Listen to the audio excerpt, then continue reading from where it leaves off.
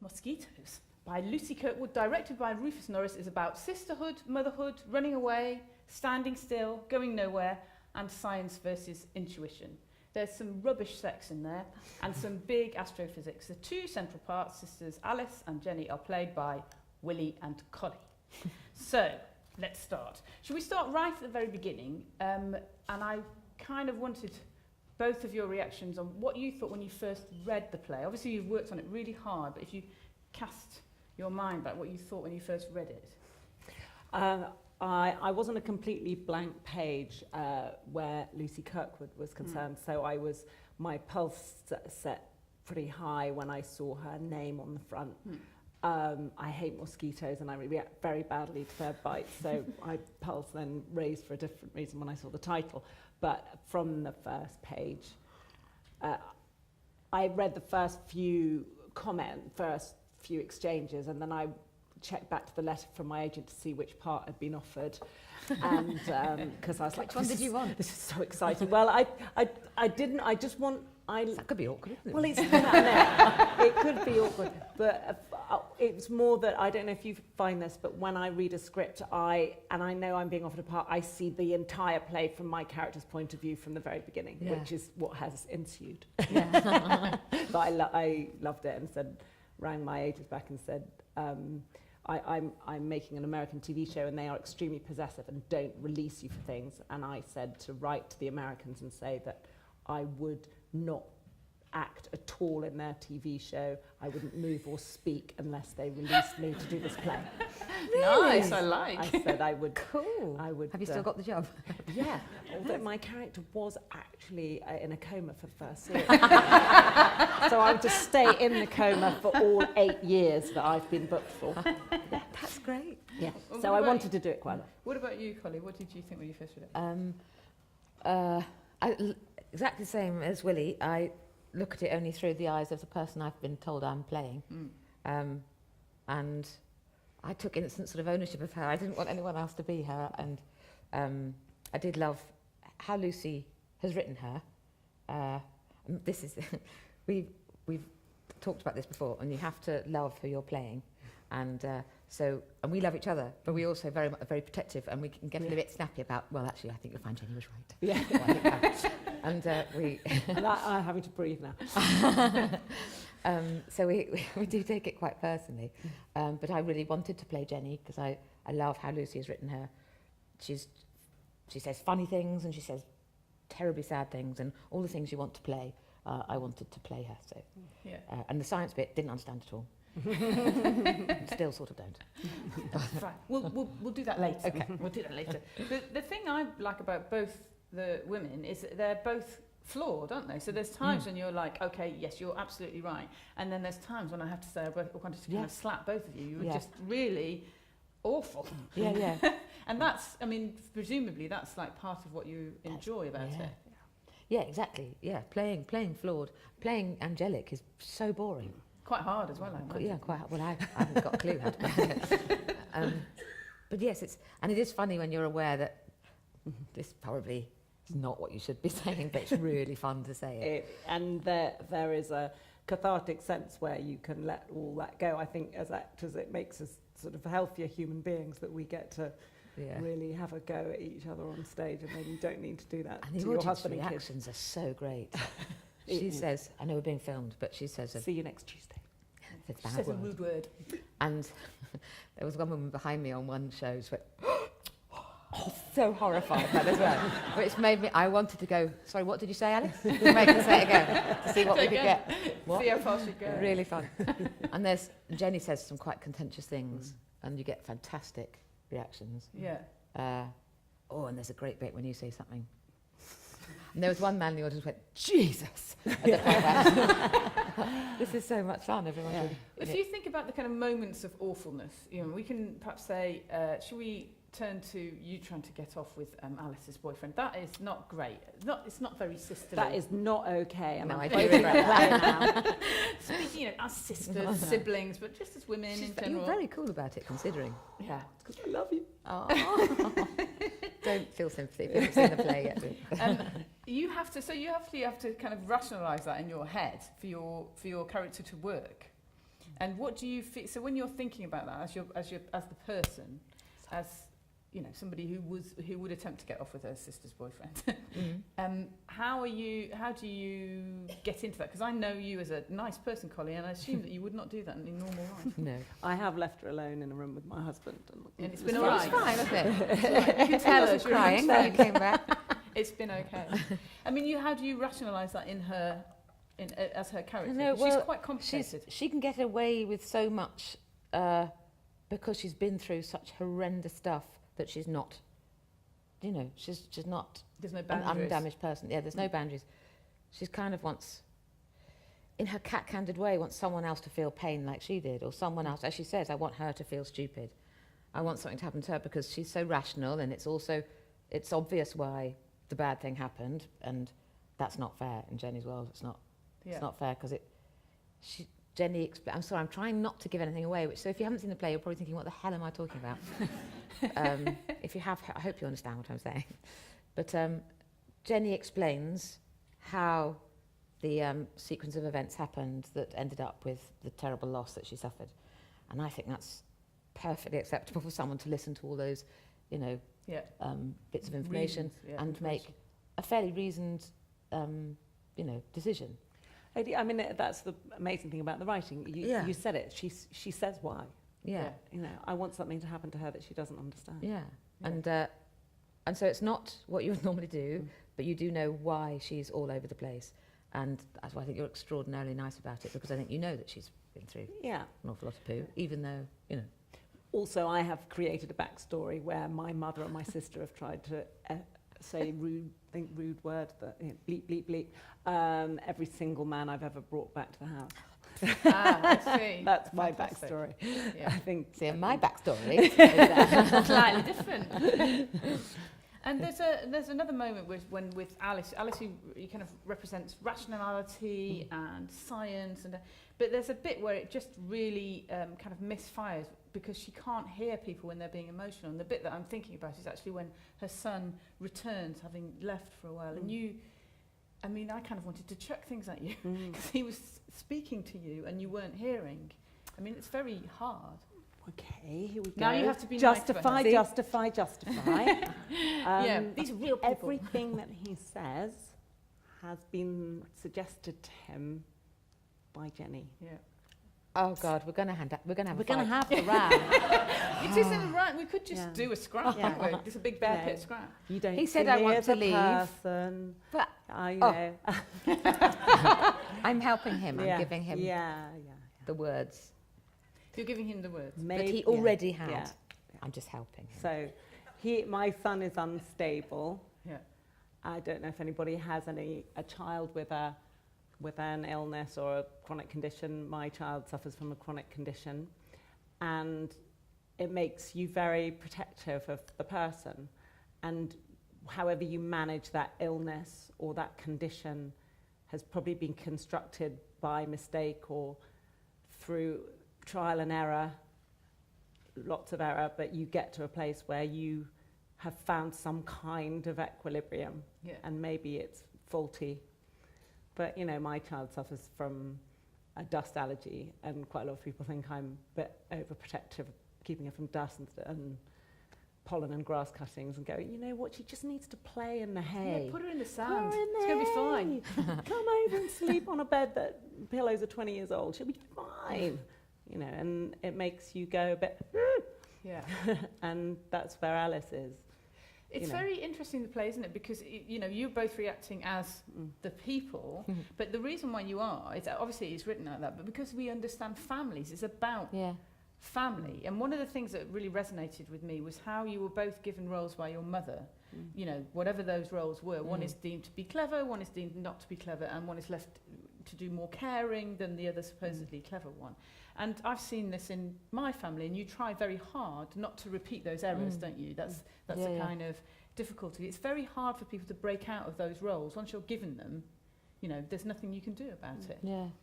Yeah, I still hate, I'm 43, going home and sitting in the back of the car, my parents' car. I have to really count to 10 and try and calm down. Yes. Do you sit in the same space? I'm in the boot. Sort of I'm in with the dog. That's where my place is. I'm the youngest child, so And what we've talked about before is that, you know, I'm Alice in this, but in my family I'm Jenny. You know, I'm chaos. So in a sense, I've had to adopt some Alice. Yeah. But I think you also have to see, and I'm going to speak up for the science here, because also there are these two types of physicists that the play talks about, the experimental and the theoretical, and there's chaos and there's order, and there's a beautiful speech by Amanda Boxer, whose character, who says, we think we've come from order, that our childhood was somehow ordered, and that as we go forward, things have become a mess. But in fact, there's always been, we've come from chaos. And it is chaos. Yes. It is chaos at all times. Yeah. And Alice is desperately trying to create order. Yeah. And people like her own husband and her sister and her son are chaos. They're theoretical, creative, and she's an experimental, ordered person. They're wrecking it, aren't they? Doing their best. In what way? So that we're built up to believe that Jenny is not as clever conventionally as Alice. In which ways did you feel that Jenny is cleverer? Well, I think she has an emotional intelligence that no one else seems to possess in the play. And very So we take a bow. I mean, to the point where she will take this sort of constant dripping of abuse, and she knows there's no point really in fighting back, because they won't get it. Yeah. They'll never get it. And so she does other stuff to piss them off as a little victory for her. And I think she's quicker with humour than the others, so that's another little victory. I don't know, but then she's been sort of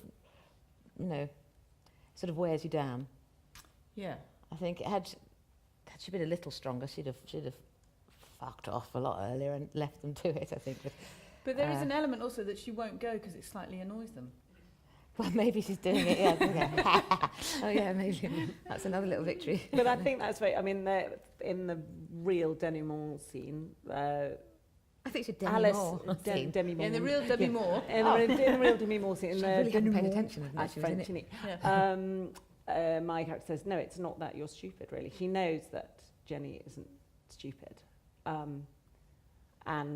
And it's that thing that we are cast in a role, as you say, by our family, and it is just the sort of default position that you fall to. But she knows, and as you say, no one who was stupid, whatever that means, could be that quick, could find such brilliant returns and find such brilliant ways to cause chaos. I mean, the way she causes chaos in Alice's life is exceedingly sophisticated. She says you have to make her lose her job. Yeah. That was a joke. But if you have a child on the spectrum, they take it. Oh, you see. Maybe Jen isn't I think we always on should the just let them spectrum. bicker. Should we just let them bicker so they're still there? There's an element, I mean, we could look at it as this as a feminist play or feminist thwarted play as well, slightly, meaning that there's a kind of interesting element about combining motherhood and career, which is actually epitomised by the mother figure anyway. She works very hard in science and she does really brilliantly, but isn't acknowledged because of the times that she's in. It's interesting to me because initially I thought, Jenny is perhaps a cautionary tale. If she'd ignored the fact that she'd been told she was stupid and got a career, she would have been happier. But actually you could see it the other way around as well, couldn't you? They're both fighting against different pulling forces. Yeah, they're both sitting in moulds that they don't really fit them, I think. Yeah, and there's to do with a combination of caring and work. You go. I think that was it. I came up with the idea of a jelly mould, and that's it. I'm not anything else. Stick with your jelly mould. Yeah, I mean, the story of our mother is an extraordinary one and very much based on a woman called Jocelyn Bell Burnett, who is a Quaker and a scientist, and the year that she didn't win the Nobel Prize was known as the Nobel, spelled N-O, capital B-E-L-L prize, because it wasn't her husband that won it, as in the play, but the extraordinary list of qualifications that our mother has is actually taken from Jocelyn Bell Burnett's extraordinary list of academic achievements. But what Jocelyn Bell Burnett is like as a mother, I don't know. I can only hope it's better than Karen. And obviously, we should move to the science. It's a vast science project which is which pulls you apart and brings you together, rather like the Higgs boson. Did you, when you were first reading it, did you find the science intimidating or enlightening? How did you change your feelings around it as you worked through it? Well, at school, weirdly, one of my favourite subjects was physics. I loved it. I found it sort of poetical and beautiful and logical, whereas other sciences less so. I don't know why, I just really loved physics. But reading the play, it was definitely way beyond what I've ever studied at school. And I sort of have to say I flicked through those bits, hoping that throughout the process of rehearsal, maybe I'll start to understand it a bit better, and I haven't really. But when we did an interview, they did a thing for the website where they asked everyone involved with the play for physics questions from the GCSE paper, and she got 2 of them right, and I was totally I think I lost. got 1, but that's very sweet of you. Wow. And my own, I have been playing a character in a TV show called Manhattan, which I'd recommend all of you to watch, which was about the founding of Los Alamos. And so I had my very own nuclear physicist to ask questions of, who was a fascinating American who'd actually gone to Brezhnev's Russia during the Brezhnev years and met Brezhnev and been involved in all the, first of all, the very first nuclear weapon, and then all the subsequent Cold War weapons. So I had a sort of idiot's guide in my back pocket to particle physics, which didn't help me at all understand. But what I think is misleading is that the amazing Paul Hilton and his speeches are so enlightening and exciting, and are what his character should be and what science should be, which inspires you to think and imagine. And I know that at some point you have to go back to school and understand what MC squared means. But what I love is that this play was commissioned by people who were trying to make science interesting to people who love the arts, and I think she manages it completely, and I think Rufus has increased that accessibility with this circular set that looks like the Large Hadron Collider, and the way that Paul's character interweaves his mental health and his imagination with the science of CERN. But that might just be me. There's a really beautiful speech at the end, you know, the kind of important science speech, which is the idea that scientists in the future get to restart the creation, fast forward all the way through to the moment where you are. And the idea is that you can do it better this time, which of course, as a parent, is absolutely kind of resonates, because what you feel with a child is that, oh, it'll be okay. I've got a new child. Here's a child. And it's not that you want to mould them into a perfect person, but you think, look at them, they're great, and they're going to be so much better than me. And there's an element with, because the play begins and ends with a pregnancy, that feels, the science, despite its sciencey, feels very attached to that sense of motherhood and doing it right. It's the ultimate, what it is, sort of mirroring the IVF, making babies, making you plan it. We really screwed up the last one. We'll do it better next time. It's all, absolutely, it's meant to be hand in hand. And you do that, don't you? Yes, I do. I kind of keep wanting to have babies to try and be better at it. Yeah, never stop. I've got a brood. The last one's really good. And I think there's genuine sort of standalone poetry in that bit. I think we've all discussed how we stand backstage, and he goes, this fecund, this generous blue-green carbon copy, this child that will help us go on living, brings tears to my eyes. And then the line that we come on is, this time we're going to get it right. And I think that's a heartbreaking delusion. That we all, every Monday morning with my diet, like this week. And she comes in with a bag of brownies. Yeah. Anybody? So, yeah. And how was it working? I don't know if either of you have worked with him before. How was it working with Rufus? Obviously, you can't slag him off because we're you. But, you know, let's have the positive bits. I've worked with him once before, on London Road, the film, not the play. And the only reason I'm doing a play is because Rufus said, would you do a play? And I was a bit pissed. And I said, because I don't think there's anybody in this building who wouldn't honestly have to say, totally in love with him. All of us, everyone, And she every once job said in that the on the stairs when she didn't realise he was standing behind her. I went, I oh got God, I embarrassed. love him. She went, stop, not another word, he's right behind us. And I was so mature, I went bright red and I ran away. Yes, you did. I was very grown up about it. And what do you like about his direction then? Because obviously you've worked with lots of different people. What is it that you enjoy about how he works? It was very noticeable that in amongst the entire cast and crew of this show, there wasn't a sort of alpha male who running it, and he is the right age. He's got all, you know, he's a white middle class man of a certain age, but he absolutely does not do that thing.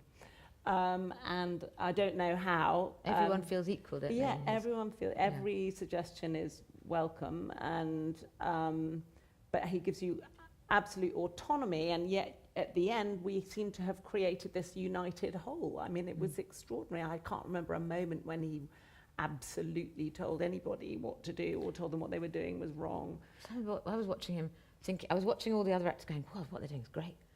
And you couldn't suggest anything to make that better. And then he says something, and you go, oh yeah, it's better. And every time, it was considered and beautiful, and it's sort of a gentle, it's just very skilled. Also, you can sit in his company and feel like you're possibly the funniest person in the world. and then you watch, and everyone feels it, and you think, oh, clever. And what's moving, I think, is that he doesn't come up with the answer. He doesn't come, it's not all pre-prepared, which was something a female creative that we both know said they'd had a director who said, okay, this is what I've arranged, and so if you could just stand there and do that. Oh, that's naming when the actors their are names. like warm props, Yeah. isn't it? Yeah. Really? You just come on and And you're like a warm he table. stands there and contemplates you and the room and the set, and you can see him thinking.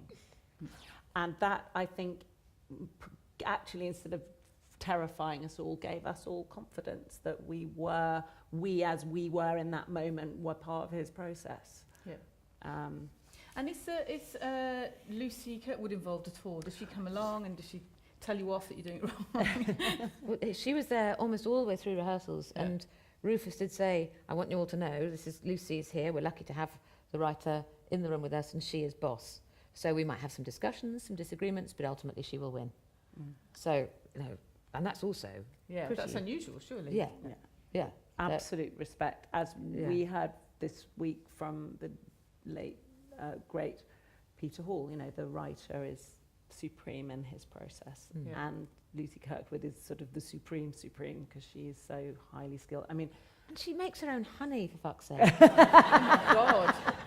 She brings in peonies from her garden. yeah, she comes in looking like sort of She's Tess of the so D'Urbervilles, and then this kind of dripping, acidic, you know, on the money teenage speak comes out of the end of her pen or her fingers on her She's computer. amazing. I mean, she is so many things, but people think, oh, the writing's so naturalistic, and then when you look at it on the page, it's mad. There are full stops, speaking as a grammarian, where there just should not be full stops, and there are these slashes, which is when someone else starts speaking while I'm still speaking, and you know, it's just mad. It shouldn't work, but it does. Oh, She's coming. yes, Right. exactly. With her peonies. Yeah, with her peonies and her slashes and her full stops. And did she, and when you were working with her in the room, did she contribute? Did she say, oh no, it's more like this? Or how was it not really? No, she was, Or well, she was very respectful to, you know, it must be hard. I don't know, I've never written anything, but apart from a short text, but to give it to someone else to say it, and we must have said it not how she imagined a lot of the time, and she was very good at not saying that. Yeah. She sometimes had a quiet word, but She had quiet word with yeah. Rufus, quiet word. and then we'd get it politely through. Can you not? But she was very good about it, I think. The one that I don't know if I'm allowed to to Do it in code first. Just say it. It was the end. It was the end of Act 1. Jenny's here. It was the name of the scene. Yes. Jenny's got you now. Oh yes, yes. Am I allowed to say? I think so. What we've. Well, yeah. it was just interesting I'm not entirely sure what she's gonna because the line is, Jenny's here, Jenny's here, Jenny's got you now, and we're holding each other and comforting each other. And it was very beautiful because we love each other and we were hugging and comforting each other. And I think Lucy said something to introduce a sinister note to the phrase, Jenny's got you now. Jenny's got you now. And it was exactly that Collie did. And then with the sort of blue-green light coming up, illuminating our nostrils from the inside, and the black smeary vomit on the floor, suddenly that became a very sinister line. But that she kind of changed the points on the track and said that is meant to be a little bit sinister. Yeah. Yeah, you freak. Yeah. There's some lovely moments between the two of you, aren't there? There's sisterly moments. I mean, I know that you said, you mentioned a backstory. Do you work on the backstory together, or do you say, I've got my own, and actually you're wrong? She's got her own backstory. And you've not mentioned You it. completely disagree. Have you mentioned it to each other and you don't agree at all? Well, she did mention that one before, which I laughed at first time as well. Because my backstory is that she's fucked all my boyfriends, you see, so I'm just retaliating. Rufus's one was that I fucked Nico, the security guard, at the Christmas There party. you are, see? That is That's why he only was for saying- people who've seen it. He was actually saying it's all right, you can run off and leave everyone behind. Yeah. With him in his car in the exactly. quarry. Exactly. Anyway. But Sorry, you don't inside work on joke. those things together, because it's interesting with this particularly sisterly relationship, because it is a very push me, pull you. Obviously, there's the scene where you are very close, but equally you're going, ha ha. You know, there's a big push me, pull you with it. So I was quite interested in the idea that you perhaps had created a world together, but you don't need to, I suppose. I think it's kind of all there. Yeah. You know, That's exactly what I was gonna say. 98% of what you need is there, and some scripts you definitely have to sit down and desperately trying to cobble together something in the background. But this doesn't, good scripts you don't have to. Yeah. I think. And there's a beautiful, the last scene which came and went and changed and was the last scene or wasn't the last scene, but the fact is that when they're at their happiest is when they're together, and that moment when Alice chooses between the boyfriend and the sister, there is a real comfort. And when she's very down, and her sister is the only person who picks her up. Yeah. Can I talk really quickly about doing theatre? Because I know that you're not mad on doing theatre, are you, Collie? And you're a little bit more pro. Yeah, I think mad. Yes. So should we talk about the positives and the negatives of doing both? Why are you not so mad on theatre? I think my kids at this age, I miss every bedtime, and that for me is hell. So when they've all grown up and they don't need me for a story or a cuddle, Yes. because I that's don't going to like you come soon anymore. enough. Yeah. It's all going so quickly. I'm hating the sort of 3 months of not being there for bedtime. That's my main gripe with it, and it's Saturdays, so I'm only there for Sunday, and that's not really enough. Yeah. Because my older ones are at school, so I don't see them during the day. Oh, yeah. So I feel a bit like I don't see anyone I love until Sunday. And then I want to make everybody stay in the pyjamas and stay inside and lock the door and just cuddle. And they think that's boring. Yeah, so, they want to go play football. Yeah. So that's my main gripe. I do, when you're actually on the stage and people are listening and you're having this amazing it's a sort of lovely two-way thing with people who've come to watch. It's a sort of deal. I'm going to do this thing. It's quite scary. You're going to be really kind and listen, and we're going to, and hopefully you're going to enjoy it. You can't touch that. That's fantastic. That's better than anything else. But I also had to have cognitive hypnotherapy before my first night because I was so terrified. I think I'd developed such a fear. And cognitive hypnotherapy means that you have a kind of system of going through it, or? Yeah, so I stand and laugh about this. Willie's having a chat and a coffee back there, and a sort of rude joke, pull my finger and then straight on stage, and I'm back there squeezing my knuckles and going through the things in a circle of love, breathe out loud, before I can come out on stage. Yes. But so, it works. Well, yeah, well, yes, and bad thing that I said to Rufus in front of everyone. I have this thing. I have fear, bored, which is a terrible thing to have. So It's quite like a toddler. I know. What now? And the awful thing is now, I think, I'm on the verge of giggles now for most of the time because we're nearly there. So now I feel more confident, but that's the terrible bit when I start to get giggly. Which is a treat for the rest of I'm really sorry. Sorry, no, I talked a lot Especially when then. you're extremely susceptible to giggling and extremely susceptible to finding Collie funny, and I'd like to find the people on earth who aren't susceptible to that. There's one You're line, having to but be I've been really very stern. good. I You've been haven't. so good. I haven't looked at you Because at that line. But it was, I believe the only reason why is because you actually got a major wrist slap from Rufus. What was the line that you said? What? I can't even say it. I can't There's- say it. So it's a sort of lost in translation moment when Henri, her very beautiful Swiss boyfriend, says, "I will not pay to watch you masturbate. I will not pay for this." And in rehearsals, because he doesn't mean that quite, well, he sort of does, but I wanted to look at her and go, "No, I didn't do that." And It's not you wanted to. You I did. I really did. And I would look at her and sort of outraged, you know, and then she'd be doing that. I was like, don't look at me. Because then poor Henri, you know, and not Yoli is not his first language. And he had a long, long speech then to make afterwards, during With us which we both were both giggling about like, fanar. And Rufus said, you two, you know, this is unforgivable. Respect your fellow actor. Stop sniggering. And then he Stop making a physical and joke. he was sitting there, and Collie had, so he didn't know it was her doing it. And then finally he cottoned on and said, this is Collie doing No this. masturbation joke. Yeah. And So no now, miming. every time that line comes on, I just... And I look up there, and we get through it. And you've been involved in long series, American series. Yes. And obviously that's different from being involved in a theatre run, but you are quite pro-theatre. I love it. And I do love filming too. But I have made different choices from Collie, and the filming I've done has taken me far away. So for me, theatre is the home thing. I'm a bonkers cyclist. I hate filming because it involves massive carbon footprint, and I cycle to work, and I see a bunch of people I love, and I do this play, and I'm a sucker for a round of applause, and they don't clap in the film business. That's so rubbish. Yeah. You can get your own clap going. Yeah, exactly.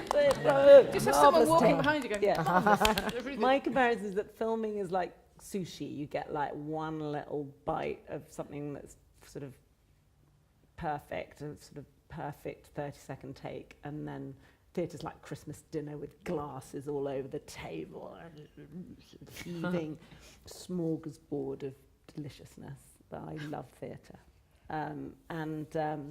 Yeah, I like the social aspect of no one in Hollywood will go out on the lash after a day's filming, whereas it's really hard to get You this see, lot I've out never the worked in bar. Hollywood. Everyone in London will go on the line. You can't, you know, they're all worried about puffy Chardonnay eyes the next morning, whereas Is that a thing? yeah. Oh, shit. Yeah. So yeah, That's why I've never worked in Hollywood. I love it coming, and you know, working in this lovely theatre is such a great experience. This is the best theatre to work. If you're going to do it, Creative. oh, it's I brilliant. wasn't planning. The on it. canteen, Oh, the yes, canteen's amazing. You know, we had Barbershop Chronicles in here at one extreme, and then Follies in the other. There were people coming in feathers and sequins, Wow. and people It is coming so on much with, fun. you know, it's a real hotbed at the moment. It's very exciting. Yeah. Okay, I'd like to say, I think we have to stop. I've got a clock, you see, look. Peter. See the time? I've been told. So we have to wind up. I'd like to say thank you for being a very interested and engaged audience. Yeah, Thank you great for Leslie, questions. Willie, Thank you. and Collie. Thank you very much.